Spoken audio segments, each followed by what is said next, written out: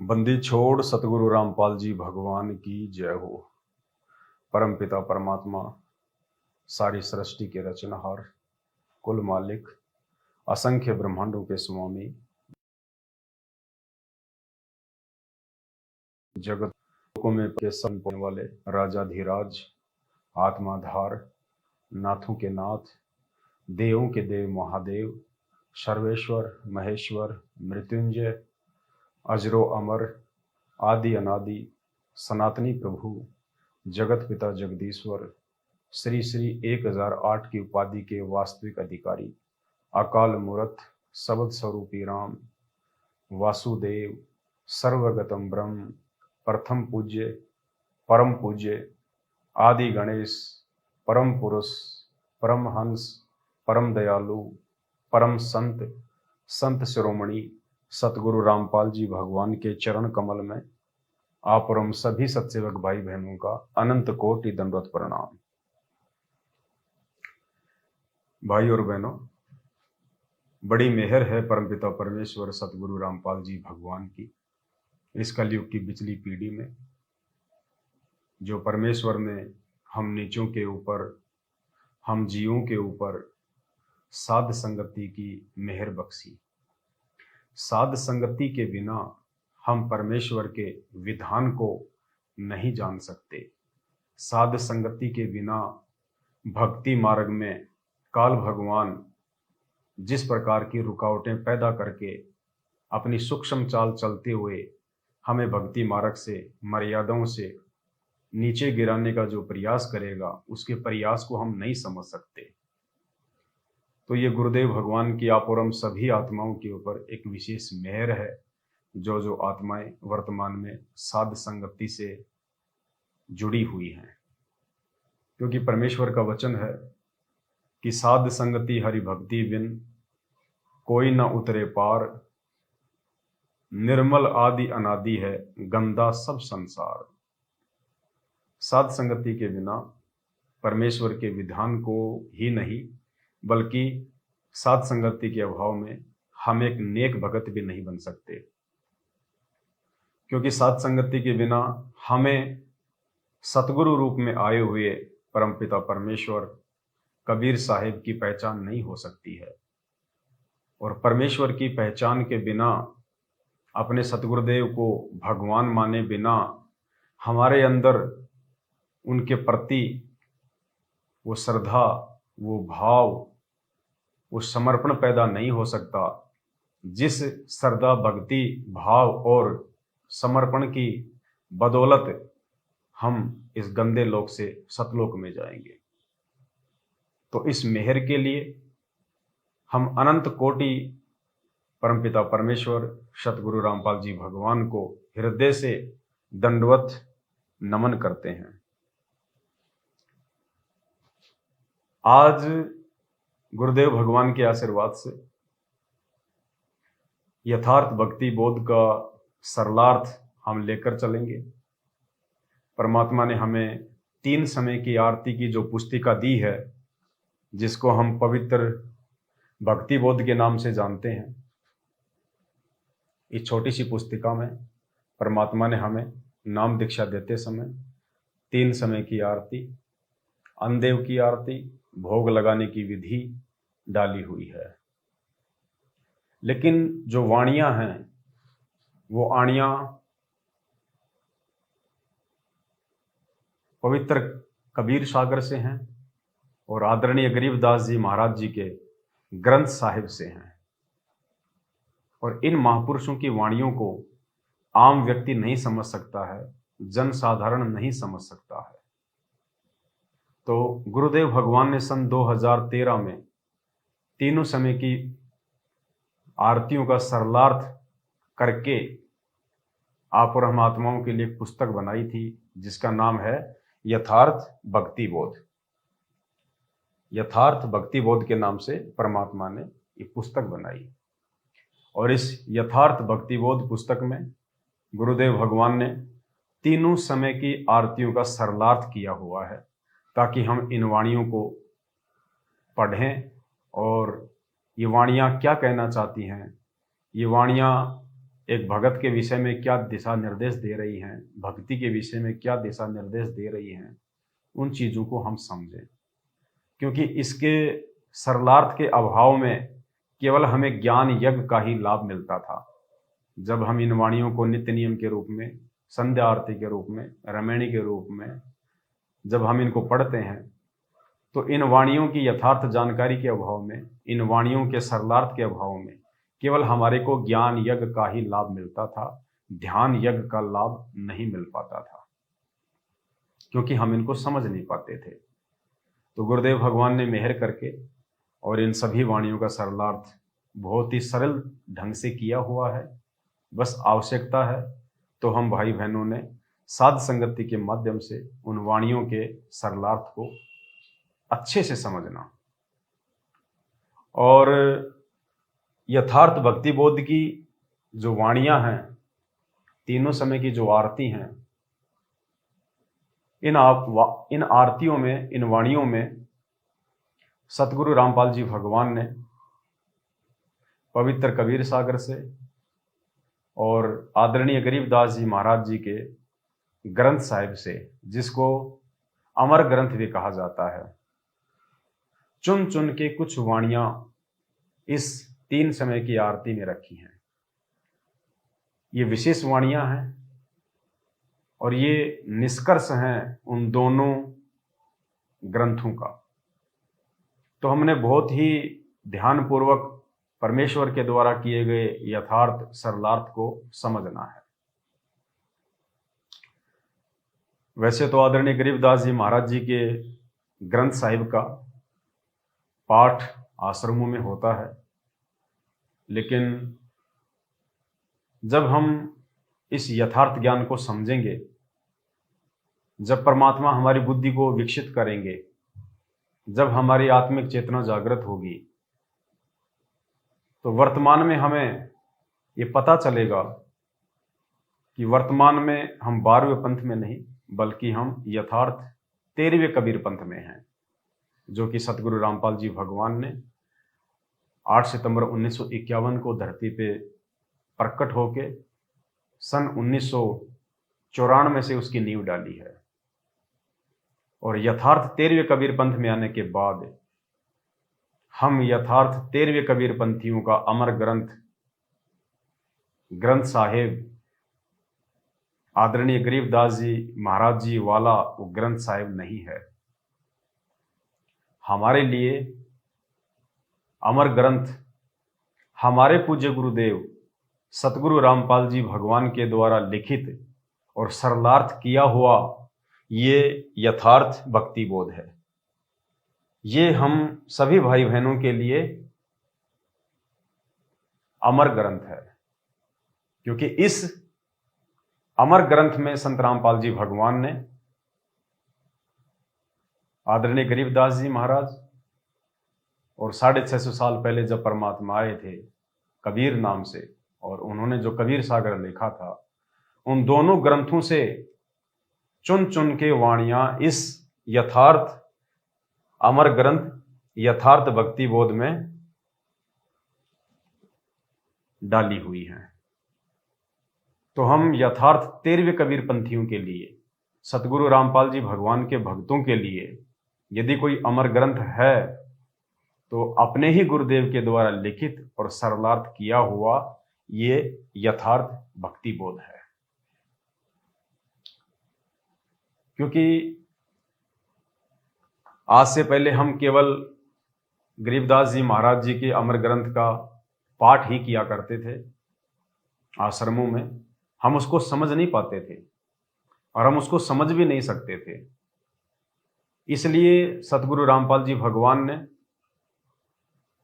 जब उन्होंने भक्ति की शुरुआत की तो उन्होंने उस अमर ग्रंथ का सरलार्थ नहीं किया, क्योंकि अमर ग्रंथ को केवल हम उसी समय समझ सकते हैं जब हम अपने सतगुरुदेव भगवान को समझें। जब तक हम सतगुरु रूप में आए हुए परमात्मा उस कबीर साहिब को नहीं जानेंगे, नहीं पहचानेंगे, तब तक हमारे को ये अमर ग्रंथ समझ में नहीं आ सकता। जिस प्रकार हम जगत वाले भाई बहनों को कहते हैं ज्ञान प्रचार के दौरान कि यदि आप लोगों ने अपने धर्मशास्त्रों को समझना है तो आपने सबसे पहले सृष्टि रचना को समझना पड़ेगा। सृष्टि रचना को समझे बिना आप किसी भी शास्त्र को नहीं समझ सकते। ठीक इसी प्रकार वर्तमान में सतगुरु रामपाल जी भगवान को समझे बिना, उनको जाने और पहचाने बिना कि वे खाली एक सामान्य संत हैं, खाली हमारे सतगुरुदेव जी हैं, या वे खुद ही पूर्ण परमात्मा हैं, वे खुद ही कबीर साहिब हैं। और जब हमें अपने गुरुदेव की पहचान हो जाएगी, और गुरुदेव की पहचान केवल साध संगति से ही संभव है, दूसरा कोई रास्ता नहीं है। तो गुरुदेव की पहचान होने के बाद फिर हमारे को ये सारे धर्म ग्रंथ बड़ी आसानी से समझ में आ जाएंगे। गरीबदास जी का अमर ग्रंथ भी समझ में आ जाएगा, और कबीर परमेश्वर के द्वारा जो कबीर सागर लिपिबद्ध करवाया गया था 650 साल पहले, वो भी हमें बड़ी आसानी से समझ में आएगा। और पूज्य गुरुदेव सतगुरु रामपाल जी भगवान के द्वारा जो पुस्तकें लिखी हैं, वो पुस्तकें क्या कहना चाहती हैं, वो पुस्तकें क्या समझाना चाहती हैं भक्ति के बारे में, सतगुरु के बारे में, भगवान के बारे में, उसके बाद हमें बड़ी आसानी से समझ में आएगी। तो गुरुदेव भगवान ने इंतजार किया कि सबसे पहले मेरे बच्चे मेरी पहचान कर लें, उसके बाद में फिर मैं इनको अलग से एक ग्रंथ साहिब बना के दूंगा। देखो, सारे संकेत परमात्मा ने पहले ही किए हुए हैं। दास आपको एक छोटा सा वीडियो सुनाएगा गुरुदेव भगवान का, 1 मिनट का, जिसमें गुरुदेव भगवान कह रहे हैं कि जब आप शाने हो जाओगे, जब आप समझदार हो जाओगे, फिर आपको एक ग्रंथ साहिब बना के देंगे। जबकि ग्रंथ साहिब तो 300 साल पहले ही बन चुका था। आदरणीय गरीबदास जी महाराज जी वाला जो अमर ग्रंथ है, जिसको हम ग्रंथ साहिब कहते हैं, वो तो 350 साल पहले ही बन चुका था। और गरीबदास जी महाराज जी के समय में उसका पाठ भी होना शुरू हो गया था। फिर भी सन 2010 में सतगुरु रामपाल जी भगवान ने अपने सत्संग में ये क्यों कहा कि आने वाले समय में आपको एक सदग्रंथ साहिब बना के देंगे। यानी हमारे लिए ज्यादा इंपॉर्टेंट गरीबदास जी महाराज जी के द्वारा लिखवाया गया सदग्रंथ साहिब नहीं है। हमारे लिए अति महत्वपूर्ण जो सदग्रंथ साहिब है, जो सतगुरु रामपाल जी भगवान ने 2013 में लिख दिया और जिसको यथार्थ भक्ति बोध का नाम दे दिया, ये अमर ग्रंथ हमारे लिए महत्वपूर्ण है। तो वर्तमान में हम 13वें यथार्थ कबीर पंथ के पंथियों के लिए, सतगुरु रामपाल जी भगवान के भक्तों के लिए आदरणीय गरीबदास जी महाराज जी के अमर ग्रंथ से ज्यादा महत्वपूर्ण अपने गुरुदेव सतगुरु रामपाल जी भगवान के द्वारा सन 2013 में तैयार किए गए नए इस ग्रंथ साहिब का महत्व है यथार्थ भक्ति बोध। ये है नया ग्रंथ साहिब। सुनिए सतगुरु रामपाल जी भगवान के मुख कमल से। इस प्रकार परमात्मा की प्यारी आत्माओं तुम पुनः इस तत्व ज्ञान से परिचित होगे, फिर देखना कितना आनंद आया करेगा। परमात्मा की वाणी अब तुम तैयार हो जाओगे, फिर आपको ये सदग्रंथ बना कर देंगे, पढ़ा करोगे, आंखों में आंसू आया करेंगी। अभी आपको अगर ये दे दिया तो कुछ नहीं समझ आती, ये मेरे अंदर ग्रंथ ने उठाए सतगुरु के ने, और किसी का खक समझ में नहीं आया अभी तक। ये तो गुरुदेव भगवान इस अनमोल सत्संग में कह रहे हैं कि जब तुम शाने हो जाओगे, जब तुम तैयार हो जाओगे, तब आपको एक सदग्रंथ साहिब बना के देंगे। तो आज से पहले हम लोग तैयार नहीं थे, हम लोग सयाने नहीं थे। क्यों नहीं थे? क्योंकि आज से पहले साथ संगति के अभाव में हम अपने गुरुदेव को केवल एक अपना सतगुरुदेव, सामान्य संत, एक गुरु और भगवान, हम दाढ़ी मूछ वाली इस काल्पनिक फोटो को माना करते थे कि भगवान तो 650 साल पहले जो कबीर जी आए थे जिस दाढ़ी मूछ वाले रूप में, भगवान तो ये हैं, साहिब तो ये हैं, परमात्मा तो ये हैं।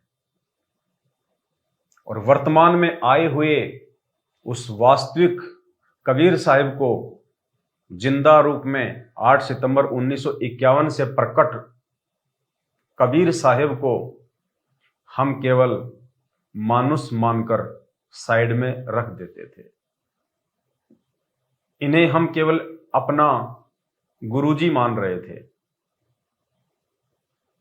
अपने गुरु को हम केवल कबीर जी के द्वारा भेजा हुआ एक संत मान रहे थे, संदेश वाहक मान रहे थे, कबीर जी का अवतार मान रहे थे। भगवान नहीं मान रहे थे, परमात्मा नहीं मान रहे थे, कबीर साहिब नहीं मान पा रहे थे। कबीर साहिब तो हम इस दाढ़ी मूंछ वाली फोटो को मान रहे थे। तो गुरुदेव भगवान इस वीडियो में कह रहे हैं, सदग्रंथ साहिब को लिखने से पहले यथार्थ भक्ति बोध का अनुवाद करने से पहले का ये सत्संग है गुरुदेव भगवान का। और गुरुदेव भगवान कह रहे हैं कि जब तुम सयाने हो जाओगे, जब तुम तैयार हो जाओगे, फिर तुम्हारे को एक सदग्रंथ साहिब बना के देंगे। जबकि सदग्रंथ साहिब तो पहले भी बना हुआ था, लेकिन वो सदग्रंथ साहिब हमारे लिए महत्वपूर्ण नहीं है। उस सदग्रंथ साहिब को हम नहीं समझ सकते थे क्योंकि उसका अनुवाद नहीं किया हुआ था। तो कितनी बड़ी मेहर है सतगुरु रामपाल जी भगवान की आप और हम सभी आत्माओं के ऊपर, जो परमात्मा ने तीनों समय की आरतियों का सरलार्थ करके आप और हमारे लिए एक नया सदग्रंथ साहिब बना दिया। और इस सदग्रंथ साहिब में हमने केवल एक ही चीज को ढूंढना है, और इस सदग्रंथ साहिब का मकसद भी केवल एक ही है, पूज्य गुरुदेव भगवान के द्वारा लिखने का, कि जैसे तैसे करके हम अपने गुरुदेव को भगवान मान लें, परमात्मा मान लें, साहिब मान लें, उनको हम कबीर जी मान लें। क्योंकि गुरु को भगवान माने बिना सतलोक तो छोड़िए, हम त्रिकुटी तक की यात्रा भी नहीं कर सकते। और भगवान ही नहीं, हमने तो भगवान से भी बढ़ के मानना है। गुरु बड़े हैं गोविंद से, मन में देख विचार, हरि सुमरे सो वार हैं, और गुरु भजे हुए पार। तो आज हम प्रवेश करेंगे सतगुरु रामपाल जी भगवान के द्वारा लिपिबद्ध और सरलार्थ किए गए यथार्थ सदग्रंथ साहिब के सरलार्थ में। और पुण्यात्माओं, सतलोक आश्रम मैनेजमेंट हरियाणा के द्वारा उन आश्रमों में जो पाठ प्रकाश किया जाता है 12वें पंथ के सदग्रंथ साहिब का, उस सदग्रंथ साहिब से आपको वो लाभ नहीं मिलेगा जो लाभ, जो ज्ञान यज्ञ का और ध्यान यज्ञ का लाभ अब हमें इस यथार्थ 13वें कबीर पंथ के यथार्थ 13वें सदग्रंथ साहिब को पढ़ के मिलेगा। क्योंकि परमात्मा कहते हैं कि जो ज्ञान यज्ञ होता ना, ज्ञान यज्ञ में सारे यज्ञ आ जाते हैं। क्योंकि ज्ञान बिना तो सारे यज्ञ ही अधूरे हैं, निष्फल हैं। और गीता जी में तो यहां तक कहा है अर्जुन को कि अर्जुन, द्रव्य में यज्ञ की अपेक्षा ज्ञान यज्ञ सर्वश्रेष्ठ है, क्योंकि ज्ञान में सारे ही यज्ञ आ जाते हैं। तो गुरुदेव भगवान के आशीर्वाद से हम प्रत्येक वाणियों को समझने का पूरा प्रयास करेंगे, क्योंकि ये वाणियां गुरुदेव भगवान ने आप और हमारे लिए लिखी हैं, हमारी आत्मिक चेतना को जागृत करने के लिए लिखी है। हम अपने गुरुदेव के अंदर भगवान देखने लग जाएं, इसलिए परमात्मा ने ये लिखा है और इसका अनुवाद किया है। यथार्थ भक्ति बोध। जीव हमारी जाति है, मानव धर्म हमारा, हिंदू मुस्लिम सिख ईसाई धर्म नहीं कोई न्यारा। हम इसकी भूमिका में चलेंगे। ये आप यहां पे देख सकते हैं इसकी विषय सूची में। सबसे पहला जो पॉइंट है वो इसकी भूमिका है। तो भूमिका में हम चलेंगे। भूमिका। परमात्मा से सब होत है, बंदे से कुछ नाही, राई से पर्वत करे पर्वत से फिर राई। राम नाम की लूट है, लूटी जा तो लूट, पीछे फिर पछताएगा, प्राण जाएंगे छूट। भक्ति बिना क्या होत है, भरम रहा संसार, रति कंचन पाया नहीं, रावण चलती बार। कबीर सब जग निर्धना, धनवंता ना कोय, धनवंता सोई जानिए, जापे राम नाम धन होय। भक्ति बोध नामक पुस्तिका के अंदर परमेश्वर कबीर जी की अमृतवाणी तथा परमेश्वर कबीर जी से ही प्राप्त तत्व ज्ञान संत गरीबदास जी की अमृतवाणी है। भक्ति बोध में तीनों समय की जो आरतियां हैं उनमें दो महापुरुषों की वाणियां हैं। एक तो परमपिता परमेश्वर कबीर साहिब जी की, आप उन्हें संत रामपाल जी भगवान भी बोल सकते हैं, केवल नाम का अंतर है, बाकी किसी चीज का कोई अंतर नहीं है। और दूसरे महापुरुष आदरणीय गरीबदास जी महाराज, उनको भी आप एक ही मान सकते हैं, वो एक ही थे, केवल नाम का ही अंतर है। गरीबदास जी के रूप में खुद कबीर परमेश्वर ही आए थे, इसीलिए तीनों समय की आरती में परमात्मा ने उन दो महापुरुषों की वाणियों का समावेश किया है, क्योंकि इन वाणियों में किसी भी भगत की वाणियों को या किसी साधु संत की वाणियों को जगह नहीं दी जा सकती, क्योंकि ये अमर ग्रंथ है और अमर ग्रंथ में जो अमर वाणियां होती हैं वो केवल अमर पुरुष की ही होती हैं, और अमर पुरुष केवल परमात्मा ही होता है, दूसरा कोई नहीं होता। तो 650 साल पहले आया वो अमर पुरुष कबीर नाम से, उसके बाद 250 वर्ष बाद में वो आदरणीय गरीबदास जी के नाम से आए, और वर्तमान में वो अमर पुरुष सतगुरु रामपाल जी महाराज जी के नाम से आए हुए हैं। क्योंकि इन महापुरुषों के द्वारा लिखी गई अमर वाणियों का सरलार्थ इस पूरी सृष्टि में आम जीव तो छोड़िए, आम साधु संत महात्मा शंकराचार्य तो छोड़ दीजिए, ब्रह्मा विष्णु महेश, इन तीनों की माता दुर्गा और इन तीनों के पिता काल भी नहीं कर सकते।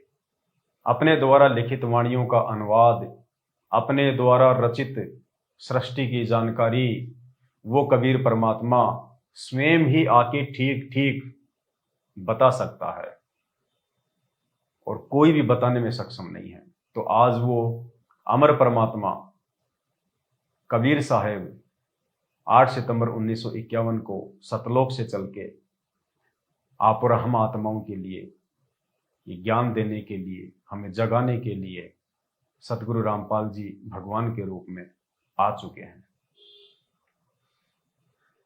भक्तिबोध नामक पुस्तिका के अंदर परमेश्वर कबीर जी की अमृतवाणी तथा परमेश्वर कबीर जी से ही प्राप्त तत्व ज्ञान संत गरीबदास जी की अमृतवाणी में है। जिस वाणी का पाठ प्रतिदिन नियमित करना होता है, पुण्यात्माओं ध्यान देना, जिस वाणी का पाठ प्रतिदिन नियमित करना होता है, इस भक्ति बोध में इन दोनों महापुरुषों की वाणियां हैं।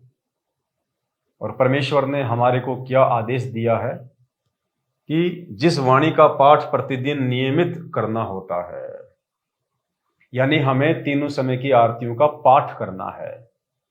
पाठ उसे कहते हैं जो पढ़ के किया जाता है। भक्ति बोध पुस्तक को हाथ में लेके अपने भगवान के सामने बैठ के या खड़े होके, और जिसका पाठ करना होता है, जिसको पढ़ना होता है, उसको कहते हैं पाठ करना। मोबाइल लगा के या रेडियो में लगा के तीनों समय की आरती करना वो पाठ करना नहीं है।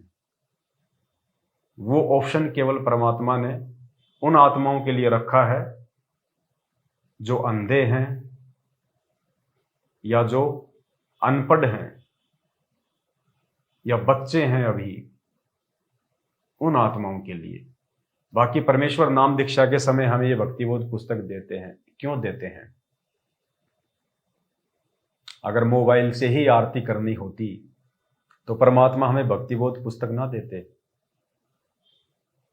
ये भक्तिबोध पुस्तक परमात्मा ने हमें इसलिए दी है कि हम इन वाणियों का हम पाठ करें, जब हम इनका पाठ करेंगे हाथ में लेके तो हमारे दो यज्ञ बनेंगे, ज्ञान यज्ञ और ये ध्यान यज्ञ। और इसका जो मूल्य है परमात्मा ने नीचे नीचे इसका जो मूल्य है वो लिखा हुआ है, नित्य नियम पाठ। आप सबके घरों में ये भक्तिबोध पुस्तक है और इस नीचे नीचे जो इसका मूल्य लिखा हुआ है आप इसको देखना।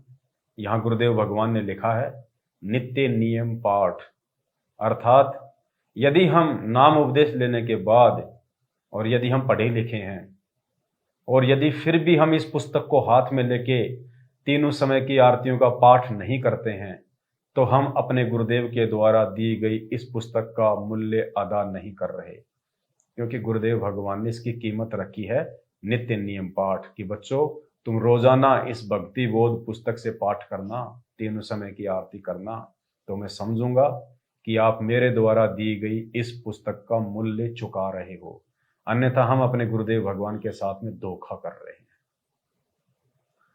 तो तीनों समय की आरती करने की वास्तविक विधि है पाठ, हाथ में लेके पाठ करना। इमरजेंसी हो जाती है कभी कभार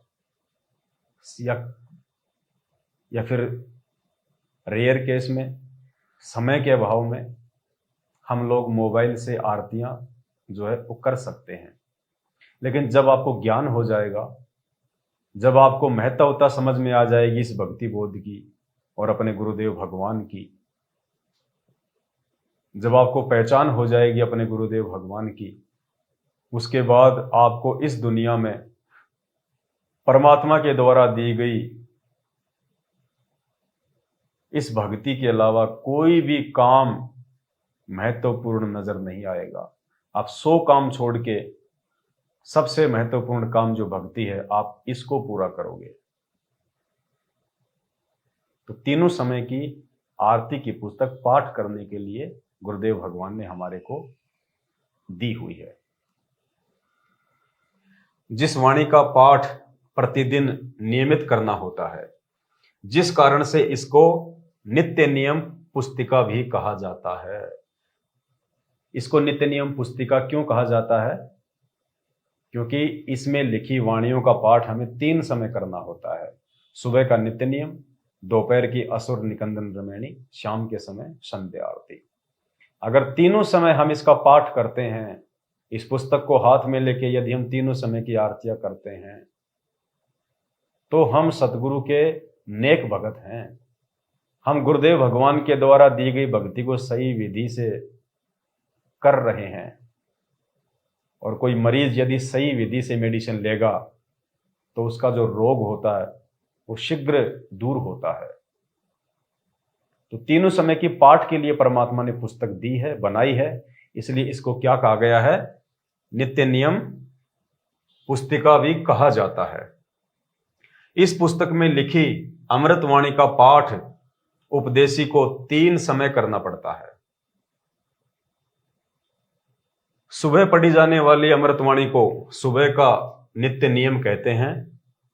यह रात्रि के 12 बजे से दिन के 12 बजे तक कर सकते हैं, वैसे इसको सुबह सूर्योदय के समय कर लें। इस पुस्तक में जो नित्य नियम है परमात्मा ने उसका समय बताया है। और आप भाई बहनों के लिए परमात्मा ने एक शंका समाधान नाम की एक पुस्तक भी छपवाई है, उसमें भी ऑलरेडी सारी जानकारियां हैं। तो क्या कहते हैं गुरुदेव भगवान कि सुबह के समय पढ़ी जाने वाली वाणी को नित्य नियम कहा जाता है और इसका जो पाठ होता है वो रात के 12 बजे से लेके 12 बजे के बाद से लेके, क्योंकि रात्रि 12 बजे के बाद जो है दूसरा दिन लग जाता है, तो रात्रि 12 बजे के बाद से लेके और दिन के 12 बजे तक इसका जो है हम पाठ कर सकते हैं अपने समय और सुविधा के अनुसार। और वैसे परमात्मा ने जो इसका विधान बताया है, नित्य नियम करने का जो ठीक समय बताया है, वो गुरुदेव ने बताया है सुबह सूर्योदय के समय। जब हम आश्रम में जाया करते थे गुरुदेव भगवान के पास बरवाला में, 2014 बरवाला कांड से पहले, तो फिक्स टाइम होता था वहाँ पे। जैसे ही सुबह के 5 बजते थे वहाँ पे सभी भाई बहनों को नित्य नियम के लिए आवाज लगाई जाती थी। यानी सतलोक आश्रम बरवाला में गुरुदेव भगवान के रहते सहते सुबह 5 बजे परमात्मा के विधान अनुसार सूर्योदय के समय नित्य नियम शुरू हो जाता था। सभी भाई बहन जो है अपना पाठ किया करते थे। तो इसका जो विधान है वो परमात्मा ने बताया सुबह सूर्योदय के समय, और विशेष परिस्थिति में अगर आप किसी कारणवश सुबह इसको नहीं कर पाते हैं, आप लेट हो जाते हैं, आप किसी कारण से, आपकी नाइट की आपकी ड्यूटी है, तो गुरुदेव ने दिन के 12 बजे तक इस पाठ को करने का विधान बताया है। लेकिन हमें कोशिश करनी चाहिए जैसे तैसे समय निकाल के, क्योंकि देखिए हम 10-12 घंटे जो अपना काम धंधा करते हैं वो केवल 2 टाइम की रोजी रोटी तक सीमित है। वो केवल हमारे शरीर का ही पोषण करेगा, और जो भक्ति की जो खुराक है, जो ये काम दिया है हमें परमात्मा ने, ये हमारी आत्मा का पोषण करेगा। और हमारे सांसारिक जो काम धंधे हैं, जो व्यापार हैं, वो भी इस परमेश्वर की भक्ति को सही विधि से करने के चलते ही ठीक ठाक रहेंगे। तो ज्यादा महत्व हम भाई बहनों ने परमेश्वर के द्वारा दी गई इस भक्ति को देना है। आप रूटीन ना बनाएं कि आप दिन के 12 बजे करेंगे या फिर आप जी दिन के 11 बजे करेंगे। रूटीन नहीं, इमरजेंसी में हो सकता है। वो परमात्मा ने एक ऑप्शन दिया है रात के 12 बजे से लेके दिन के 12 बजे तक। बाकी गुरुदेव भगवान ने वास्तविक जो इसका टाइम है वो भी मालिक ने यहां पे बता दिया है। सुबह पढ़ी जाने वाली वाणी को सुबह का नित्य नियम कहते हैं। ये रात्रि के 12 बजे से दिन के 12 बजे तक कर सकते हैं। वैसे इसको सुबह सूर्योदय के समय कर लें। वास्तविक टाइम परमात्मा ने सुबह सूर्योदय के समय का बताया है। उसके बाद असुर निकंदन रमैणी, दिन के 12 बजे के बाद रात्रि के 12 बजे से पहले जब भी समय लगे किया जाने वाला पाठ है। वैसे इस पाठ को दिन के 12 बजे से 2 बजे तक किया जाने का विधान है। असुर निकंदन रमैणी जो कि दोपहर की आरती है, 33 करोड़ देवी देवताओं की स्तुति है, उनकी वंदना है, उनकी महिमा है, क्योंकि हमने इन देवी देवताओं को भी खुश रखना है। और मालिक ने बताया कि इस असुर निकंदन रमैणी के चलते ये देवी देवता परमात्मा के विधान अनुसार हम भगत आत्माओं को दुखी नहीं कर सकते। ये हमारी चौकीदारी करेंगे, ये हमारी पहरेदारी करेंगे।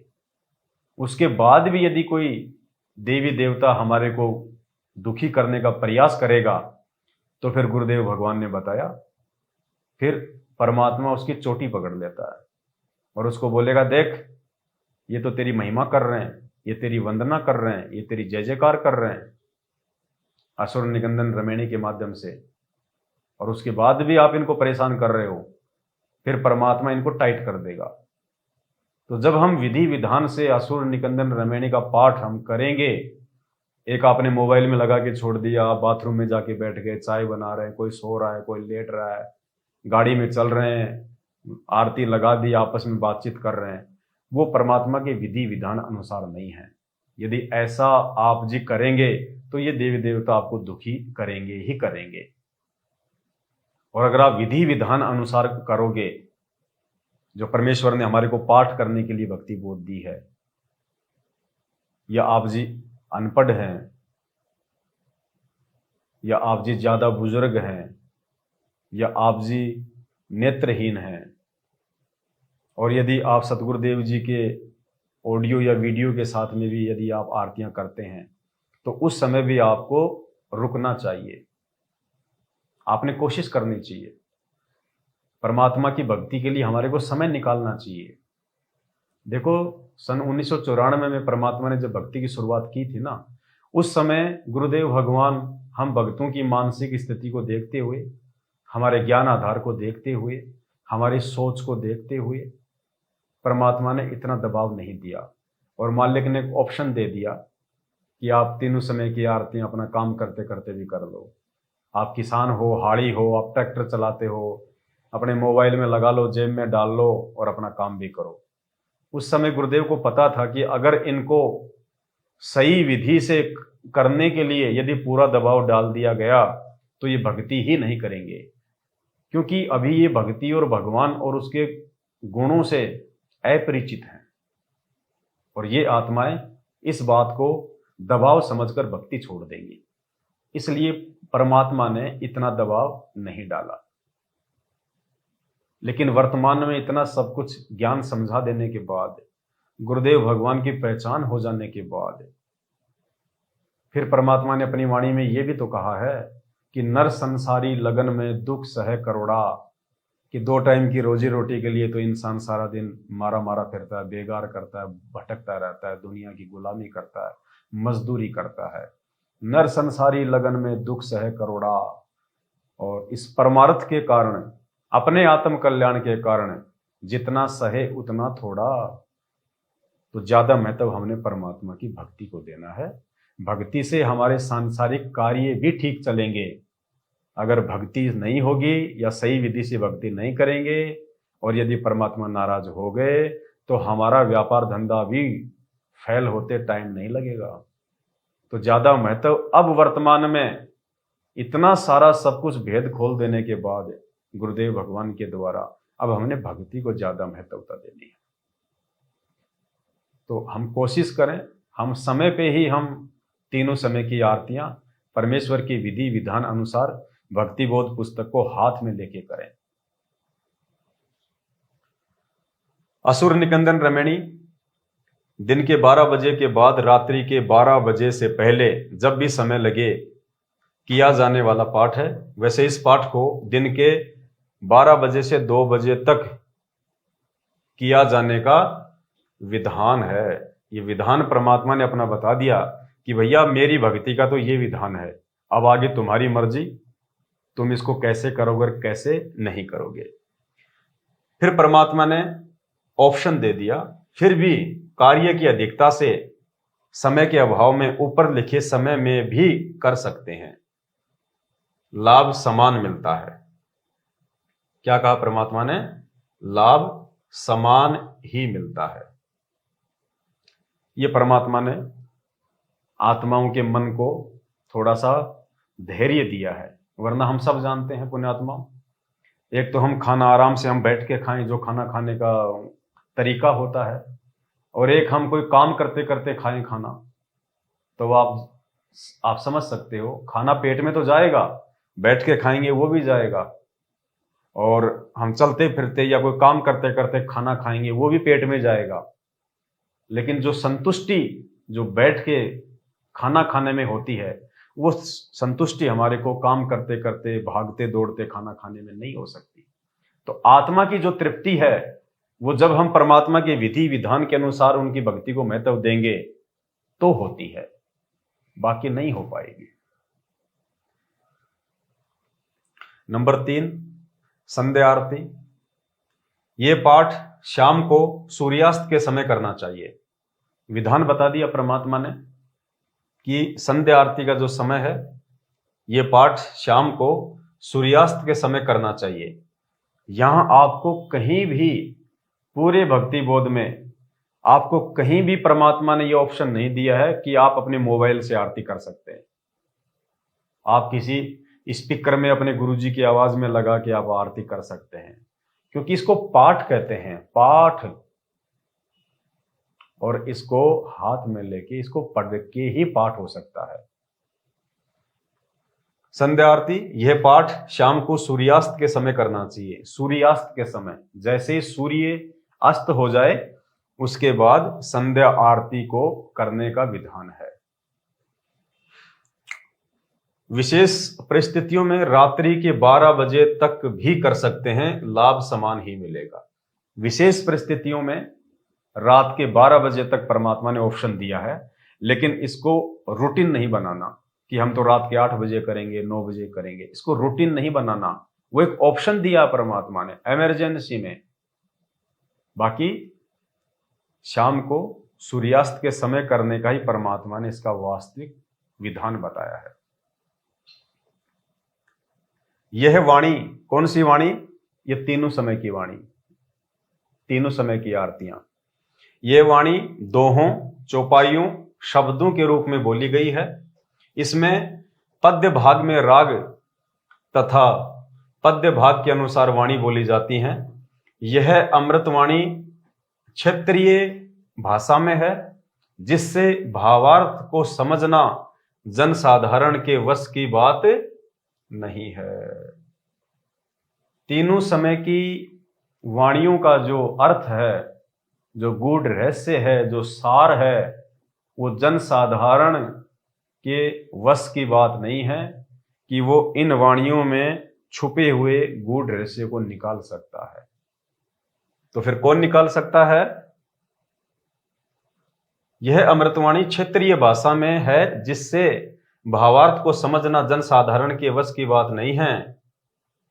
इस अमृतवाणी की भाषा साधारण है, परंतु रहस्य गहरा है, रहस्य बहुत गहरा है इसका। तत्वदर्शी संत ही इस अमृतवाणी का यथार्थ अनुवाद कर सकता है। कौन कर सकता है? तत्वदर्शी संत। और तत्वदर्शी संत की भूमिका स्वयं परमात्मा ही निभाते हैं, क्योंकि अपने द्वारा लिखी गई और बोली गई वाणियों का यथा अनुवाद वो परमात्मा स्वयं ही कर सकता है। 650 साल पहले भी ये कबीर परमात्मा एक तत्वदर्शी संत की भूमिका में ही आए थे। उसके 250 वर्ष बाद आदरणीय गरीबदास जी महाराज जी के रूप में भी एक तत्वदर्शी संत की भूमिका में ही आए थे, जिन्होंने वाणियां लिखी थी। और आज वर्तमान में वही कबीर परमात्मा संत रामपाल जी के नाम से तत्वदर्शी संत के रूप में ही धरती पे आए हैं।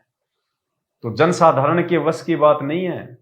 इस 21 ब्रह्मांड की सृष्टि में किसी के वश की बात नहीं है जो इन वाणियों का यथार्थ अनुवाद कर दे। अटपट करने वाले तो बहुत मिलेंगे। गरीबदास जी के गरीबदासीय पंथ में, 12वें पंथ में बहुत साधु संत महात्मा मिलेंगे जिन्होंने अपने अपने स्तर पे उनकी वाणियों का अनुवाद किया हुआ है, लेकिन वो यथार्थ अनुवाद नहीं है। यथार्थ अनुवाद केवल तत्वदर्शी संत ही कर सकता है, जिसने वाणियां लिखी हैं। तत्वदर्शी संत ही इस अमृतवाणी का यथार्थ अनुवाद कर सकता है। जैसे श्री मद्भागवत गीता के श्लोक हैं, ऐसे ही भक्ति बोध में लिखी अमृतवाणी के दोहे इस श्लोक हैं। श्री मद्भागवत गीता को लिखे लगभग 5500 वर्ष हो चुके हैं। सैकड़ों अनुवादकों ने वर्षों पूर्व हिंदी या अन्य भाषाओं में अनुवाद भी कर रखा है, परंतु किसी का भी अनुवाद प्रकरण के अनुसार नहीं है, जिस कारण से अर्थों के अनर्थ कर रखे हैं। लोगों ने कोशिशें की हैं अपने अपने हिसाब से, अपने आप को ज्ञानी समझ के, संस्कृत के प्रकांड ज्ञाता समझ के अनुवाद किया है लोगों ने, लेकिन वो उस प्रकरण के अनुसार अनुवाद नहीं कर पाए। तो क्या कह रहे हैं यहां परमात्मा?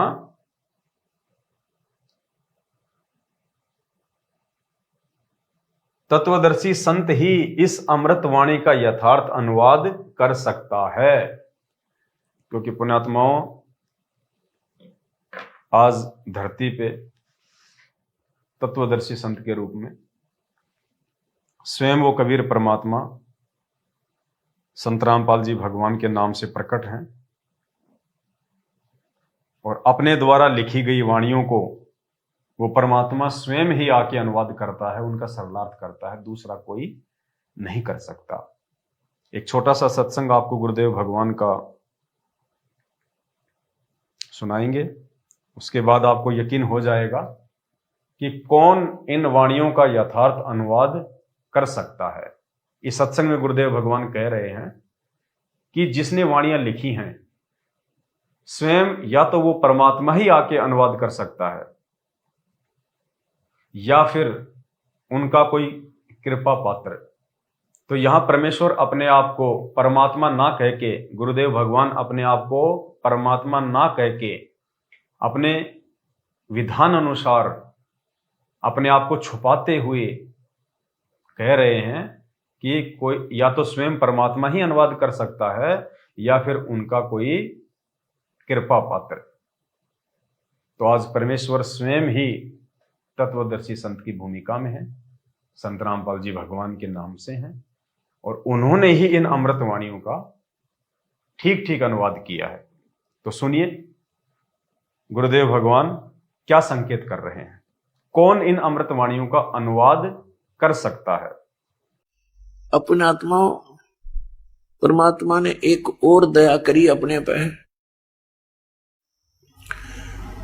अपनी अमृतवाणी में उन्होंने सब कुछ लिख दिया, लेकिन वो अमृतवाणी इतनी लंबी चौड़ी बना दी, इस तत्व ज्ञान को उसके अंदर छुपा दिया। और साथ में उन महापुरुषों से भी कह दिया गया था कि अभी इस यथार्थ ज्ञान को केवल तुम इन श्लोकों के माध्यम से ही बताना, गद्य भाग से मत बोलना। तो उन्होंने पद्य भाग में यानी दोहों और शब्दावलियों के माध्यम से ही अपना वहां का ज्ञान दिया, सतलोक और सचखंड का। उन्होंने गद्य भाग में नहीं बोला और वो लिपिबद्ध किया गया। उस पद्य भाग को समझना जन साधारण के बस की बात नहीं। या तो परमात्मा ही बता सके या वो संत ही बता सकते हैं जिन्होंने वो वाणी बोली, या फिर उनका कृपा पात्र जिसको परमात्मा सद्बुद्धि देते हैं, वो फिर उन गूढ़ रहस्यों को परमात्मा की प्यारी आत्माओं के समक्ष सरलार्थ करता है। तो पुण्यात्माओं, परमपिता परमेश्वर सतगुरु रामपाल जी भगवान के इस वचन आधार से, सत्संग आधार से ये साबित होता है कि आज इस धरती पे हमारे पूज्य गुरुदेव भगवान के रूप में स्वयं कबीर परमेश्वर ही प्रकट हैं, जिन्होंने अपने द्वारा लिखित वाणियों का आज स्वयं ही ठीक ठीक अनुवाद किया है, उनको समझाया है। गीता अध्याय 18 श्लोक 66 में व्रज शब्द है जिसका अर्थ जाना होता है। सर्व गीता अनुवादकों ने व्रज का अर्थ आना किया है, जबकि इसका वास्तविक अर्थ क्या होता है? जानना।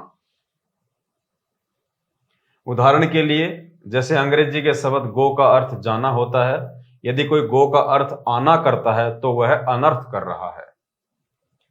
इसी प्रकार परमेश्वर कबीर जी की वाणी तथा संत गरीबदास जी की वाणी का यथार्थ अनुवाद तत्वदर्शी संत ही कर सकता है, यानी स्वयं परमात्मा ही कर सकता है। जिसने वाणियां लिखी है वो ही कर सकता है, दूसरा कोई नहीं कर सकता। क्यों नहीं कर सकता? इसका एक रीजन और है पुण्यात्माओं, क्योंकि एक सत्संग में सतगुरु रामपाल जी भगवान ने हमें बताया कि परमेश्वर कबीर साहिब और आदरणीय गरीबदास जी महाराज जी की जो वाणियां हैं, उन वाणियों में विश्व की सभी भाषाओं का समावेश है। उन वाणियों में विश्व की सभी भाषाओं का समावेश है, कबीर साहिब जी की वाणियों में और आदरणीय गरीबदास जी महाराज जी की वाणियों में विश्व की सभी भाषाओं का समावेश। और पुण्यात्माओं, पूरे विश्व में 205 से ऊपर देश हैं और लगभग 2500 से ऊपर भाषाएं हैं। और गरीबदास जी के उस ग्रंथ साहिब में और कबीर परमेश्वर के कबीर सागर में विश्व की सभी भाषाओं का समावेश है। अब आप भाई बहनों को विचार करना चाहिए कि विश्व की सभी भाषाओं के समावेश युक्त उस ग्रंथ का, उन वाणियों का आज किसने अनुवाद किया है? यथार्थ अनुवाद हमारे पूज्य गुरुदेव ने, संत रामपाल जी भगवान ने। पुण्यात्माओं, जिसने अपनी रचनाओं में, अपने दोहों में, अपनी वाणियों में विश्व की सभी भाषाओं का समावेश किया है, तो वो लिखने वाला ही आज यथार्थ अनुवाद जो है वो कर सकता है। क्योंकि इस पृथ्वी पे ऐसा कोई भी इंसान ना तो है ना हो सकता है जो विश्व की सभी भाषाओं का जानकार हो, विश्व की सभी भाषाओं का ज्ञाता हो। क्या कह रहे हैं सतगुरुदेव भगवान? ध्यान से सुनना इस वीडियो को कि आदरणीय गरीबदास जी महाराज और कबीर परमेश्वर की वाणियों में विश्व की सभी भाषाओं का समावेश है। अवधपुरी एक नगर निधाना, ता अवतार धरे मोरे प्राणा। 20 वर्ष की उम्र पुनीता, मात पिता भय काल सनीपा। पड़ा काल दुर्भिक्षता ही, पृथ्वी डोल गई रे भाई। करुण जी को बता रहे हैं काकभूषण जी के भाई, एक बार जब मैं 20 वर्ष की उम्र का था, एक दुर्भिक्ष काल, बहुत भयंकर काल पड़ा और मेरे माता पिता सब मृत्यु को प्राप्त हो गए। पड़ा काल दुर्भिक्षता ही, पृथ्वी डोल गई रे भाई। कहते पृथ्वी भी डोल गई, इतना वहां पर नरसंहार हुआ, मर गए दुनिया, प्राणी सब, पशु पक्षी तरफ तरफ का मर गए। पड़ा काल दुर्भिक्ष अपारा, मनुष्य मनुष्य का करे आहारा। कितनी प्यारी लैंग्वेज बोली जा रही है गरीबदास साहेब जी, जो कभी पढ़े नहीं थे और अशिक्षित थे, और कितनी अच्छी लैंग्वेज उन्होंने बोला है। ये वो विद्वान थे। एक अक्षर, एक कोई भाषा विशेष के जानकार होने से विद्वान नहीं होता। जैसे कोई संस्कृत जानता है तो उसको अंग्रेजी नहीं आती, वो किसा विद्वान, उसने फारसी नहीं आती, पंजाबी नहीं आती। तो कबीर, ये परमात्मा जो है गरीबदास जी महाराज और कबीर साहब जी, प्रत्येक लैंग्वेज को जानते थे। पृथ्वी पर जितनी भी भाषा है वो सभी का इन अपनी लैंग्वेज में, अपनी अमरवाणी में प्रयोग किया हुआ है। तो इसी सिद्ध है कि ये विद्वान थे। तो क्या कह रहे हैं पूज्य गुरुदेव भगवान? ये परमेश्वर कबीर साहिब जी ने और आदरणीय गरीबदास जी महाराज जी ने अपने ग्रंथ में, अपनी रचनाओं में विश्व की सभी भाषाओं का समावेश किया है। और पुण्यात्माओं, आज उन विश्व की सभी भाषाओं से युक्त दोहों का, उन पुस्तकों का, उस ग्रंथ का अनुवाद सतगुरु रामपाल जी भगवान ने किया है। तो विश्व की सभी भाषाओं के जानकार केवल परमात्मा हो सकते हैं। आम व्यक्ति के बस की बात नहीं है जो विश्व की सभी भाषाओं को जान ले, जो विश्व की सभी भाषाओं का ज्ञाता हो। तो पुण्यात्माओं, हमारे पूज्य गुरुदेव भगवान के रूप में धरती पे स्वयं पूर्ण परमात्मा कबीर साहिब जी प्रकट हैं। ये 7 संगतियां परमात्मा ने इसीलिए रखवाई हैं। और ये जो यथार्थ अनुवाद जो परमात्मा ने किया है, उसके बाद में पूज्य गुरुदेव भगवान ने साध संगति के माध्यम से जो हम सत्सेवक भाई बहनों की ड्यूटी लगाई है, ये परमेश्वर के द्वारा किए गए उस सरलार्थ से हम बहुत कुछ सीखेंगे। हमारी आत्मा में वो दृढ़ता पैदा होगी, दृढ़ विश्वास पैदा होगा कि हमारे पूज्य गुरुदेव स्वयं कबीर परमात्मा हैं। और जब तक ये बात हमारे दिलो दिमाग में नहीं बैठ जाएगी कि गुरु ही भगवान होता है, गुरु ही परमात्मा होता है, और हमारे पूज्य गुरुदेव सतगुरु रामपाल जी भगवान स्वयं कबीर परमात्मा हैं, पुण्यात्माओं, हम इस काल लोक की सृष्टि से बाहर नहीं जा सकते। इसलिए परमेश्वर ने रजा बख्शी। पहले तो मालिक ने हमारे लिए ये यथार्थ सदग्रंथ साहिब की रचना कर दी, यथार्थ भक्ति बोध के माध्यम से, और फिर समझने समझाने के लिए परमात्मा ने साध संगतियां रखवा दी 2014 बरवाला कांड के बाद। इसलिए पुण्यात्माओं, दास बार बार कहता है कि सतगुरु की पहचान साध संगति के बिना संभव नहीं है। जिन आत्माओं ने मोक्ष प्राप्त करना है, जिनको मोक्ष की भूख है, उन आत्माओं को देर सवेर साध संगति से जुड़ना ही पड़ेगा। साध संगति की वीडियो देखे बिना उनके अंतःकरण में भगवान के रूप में सतगुरु रामपाल जी भगवान समाहित नहीं हो सकते। और ये हम सभी आत्माओं का परम सौभाग्य है कि परमात्मा ने शुरू से ही हम भाई बहनों को साथ संगति से जोड़ दिया।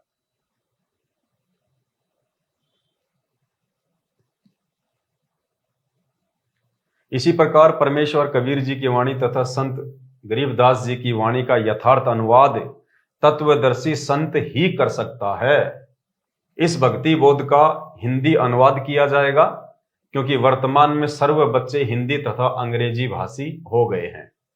आने वाले समय में संतों की वाणी जो अधिकतर क्षेत्रीय भाषा में बोली गई है, इसको यथार्थ रूप में जानना बहुत कठिन हो जाएगा। अनुवादकर्ता यानी संत रामपाल जी भगवान दोनों जुबानों का अनुभव रखता है। कौन सी जुबान? अंग्रेजी और हिंदी। अपने आप को परमात्मा छुपा रहे हैं कि दास को अंग्रेजी भी आती है, दास को हिंदी भी आती है। और ऊपर परमात्मा ने इस सत्संग के माध्यम से साबित कर दिया कि परमेश्वर कबीर जी ने और गरीबदास जी ने अपने ग्रंथ में दुनिया के सभी भाषाओं का समावेश किया है, और संत रामपाल जी ने आज उनका अनुवाद किया है, उनका सरलार्थ किया है, बिना किसी व्याकरण के, बिना किसी जो है शब्दकोश के। तो संत रामपाल जी कौन हुए? भगवान परमात्मा 650 साल पहले आके इन्हीं संत रामपाल जी भगवान ने कबीर नाम से कबीर सागर लिखवाया। 250 वर्ष पहले आके इन्हीं सतगुरु रामपाल जी भगवान ने गरीबदास जी के नाम से आके सतग्रंथ साहिब की रचना की, और अपने द्वारा लिखित वाणियों को आज परमात्मा स्वयं ही अनुवाद कर रहे हैं। दूसरा कोई भी करने में सक्षम नहीं है। अनुवादकर्ता दोनों जुबानों का अनुभव रखता है। वर्तमान में विश्व में एकमात्र तत्वदर्शी संत हैं, क्योंकि एक समय में पूरी पृथ्वी पे एक ही संत होता है, दो संत नहीं होते।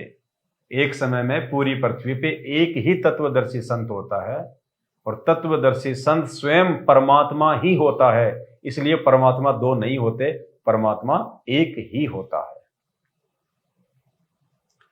अनुवादकर्ता का जन्म, यहां परमेश्वर अपने आप को छुपाते हैं ज्ञान आधार से आप और हमारे से अपनी पहचान करवाने के लिए। अनुवादकर्ता का जन्म 8 सितंबर 1951 में हुआ था।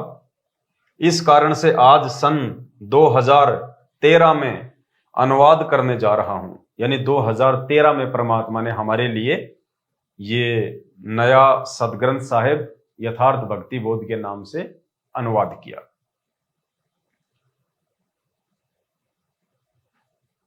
जो सर्व क्षेत्रीय भाषा के शब्द जो अमृतवाणी में हैं, उनके अर्थ अच्छी तरह जानता हूं, फिर भी अनुवाद में कोई त्रुटि रह जाए तो क्षमा चाहूंगा। वैसे त्रुटि की कोई गुंजाइश नहीं है, क्योंकि परमेश्वर अगर किसी चीज का अनुवाद करेंगे तो त्रुटि की तो कोई गुंजाइश रहती ही नहीं है। फिर भी परमात्मा अपने आप को छुपाते हुए और एक साधारण व्यक्ति की तरह, एक साधारण मानव की तरह रोल करते हुए यहां कह रहे हैं कि फिर भी अनुवाद में कोई त्रुटि रह जाए तो क्षमा चाहूंगा, वैसे त्रुटि की कोई गुंजाइश नहीं है। लेखक संत रामपाल जी महाराज। तो पुण्यात्मा, दया है गुरुदेव भगवान की, जिन्होंने एक विशेष रजा बख्श किया पर हम सभी भाई बहनों के लिए 13वें यथार्थ कबीर पंथ का ये यथार्थ अमर ग्रंथ लिखा, यथार्थ भक्ति बोध का अनुवाद। ये आप और हम सभी भाई बहनों के लिए जो हम यथार्थ 13वें कबीर पंथ से जुड़े हुए हैं, सतगुरु रामपाल जी के शिष्य और शिष्या हैं, हम भाई बहनों के लिए यथार्थ अमर ग्रंथ है। वास्तविक पाठ प्रकाश है ये। अब होगा प्रकाश जब हम इसकी गहराई में जाएंगे। आज हमने इसकी शुरुआत की है गुरुदेव भगवान के आशीर्वाद से। जब हम तीनों समय की आरतियों का सरलार्थ पूरा हो जाएगा तो हमारी आत्मा में प्रकाश हो जाएगा। चांदना हो जाएगा ज्ञान वाला। तो वास्तविक जो पाठ प्रकाश है, जो वर्तमान में उन आश्रमों में किया जाता है केवल माया बटोरने के लिए, पाठ पाठ पाठ पाठ, केवल एक ही चीज पे जोर दे रखा है, पाठ पाठ पाठ पाठ। वहां पाठ करवाने से तो केवल सतलोक आश्रम मैनेजमेंट हरियाणा को ही फायदा है, वो भी केवल माया प्राप्ति का, और किसी चीज का नहीं। और अब जो ये पाठ प्रकाश होने जा रहा है यथार्थ भक्ति बोध के माध्यम से, ये आत्मा में प्रकाश करेगा, आत्मा को चेतना देगा, हमें सारे यज्ञ का लाभ मिलेगा। तो पुण्यात्माओं, दया है गुरुदेव भगवान की, आप सभी भाई बहन निसंशय होके धैर्यपूर्वक साध संगति से आप जुड़े रहें, और आने वाले समय में हमारे उन भगत भाई बहनों को भी जो आज अनजाने में, नासमझी में, देखा देखी में सतलोक आश्रम मैनेजमेंट हरियाणा के पीछे आंख बंद करके चल रहे हैं, उन आत्माओं को भी यदि मोक्ष प्राप्त करना होगा, और जिस दिन उनकी चेतना जागृत होगी उस दिन दौड़ दौड़ के साध संगति का हिस्सा बनेंगे वो लोग। क्योंकि साध संगति सदगुरु रामपाल जी भगवान के यथार्थ 13वें कबीर पंथ का अहम हिस्सा है। साध संगति से जुड़े बिना हम अपने दिल में सदगुरु रामपाल जी भगवान को परमेश्वर के रूप में नहीं बैठा सकते, और उनको अपने दिल में परमेश्वर के रूप में बैठाए बिना हम अपने गुरुदेव भगवान के हृदय में नहीं समा सकते। इसीलिए परमात्मा ने अपनी वाणी में कहा है कि गुरु भगता मम आत्म सोई और वाक्य हृदय रहूं समोई। तो हमने तो अपने गुरुदेव भगवान के हृदय में जगह बनानी है। उसके लिए सबसे पहले हमने अपने गुरुदेव भगवान को अपने हृदय में जगह देनी है, बैठाना है। और गुरुदेव भगवान हमारे हृदय में बैठेंगे जब हम उनको परमात्मा मानेंगे, और परमात्मा हम उनको उस समय मानेंगे जब हम साध संगति से जुड़ेंगे। तो बहुत बड़ी दया है परमेश्वर की। आज की वीडियो में केवल इतना ही। वीडियो को ज्यादा से ज्यादा शेयर करें, फिर परमेश्वर दया करेंगे, इसका पार्ट 2 अगली बार लेके आएंगे। बंदी छोड़ सतगुरु रामपाल जी भगवान की जय हो।